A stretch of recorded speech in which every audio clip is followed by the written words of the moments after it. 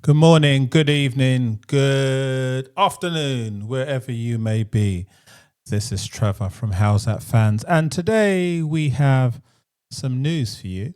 You've probably heard, but you've never heard from me, that the great, one of my favourite Indian batsmen has decided to call it a day. Can you believe that? Just before the tour is about to be announced to the UK, the great Rohit Sharma has decided to call time on his test career. Now, the question is, I'm going to ask you later, was he pushed or did he jump? Now, Rohit, let's talk about Rohit.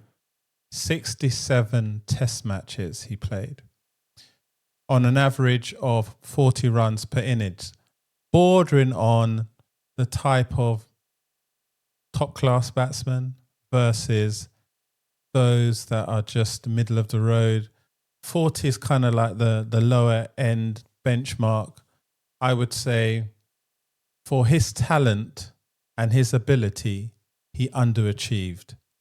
Now, he was the captain of India, of course, and he had a 50% win rate, which could have been better with the talent that India have. You know, losing to New Zealand in that series recently really impacted him. And the knives were out for him big time. Now, you know, he was dropped from the 5th test in Sydney. Shock horror. And that's as a consequence of the lack of runs he was scoring. Totally out of form. But in his career, he scored 12 centuries. So that's fairly decent, wouldn't you say? As I mentioned to you, an average of 40.57 with a top score of 212 against South Africa. He has only made 150 though in the last 15 innings.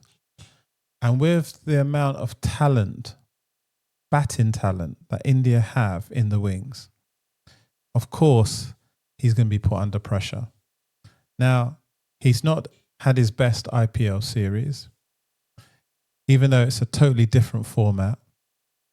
You could tell that the next year or so, you can see Rohit fading out of all forms of the game. He is a classical batsman, a touch player that plays with grace and skill, but also he's got the ability to turn it on from a power perspective. I love watching Rohit pull the ball or hitting the ball off his legs into an over square leg for 6. He has such great timing, hand-eye coordination. You cannot criticize Rohit because he is a classical batsman that has transformed and evolved over time to become one of the Indian greats in white ball, but obviously we're talking about red ball here. So I would say I'm not completely surprised. What it will do is create a void in terms of experience for the 5 test matches coming up in June in the UK, starting at Leeds. And then I'm sure those England bowlers are going to be licking their lips and saying, ba, ba, ba, ba. I'm ready for him. I'm ready for him. I'm ready for them. Ready for them.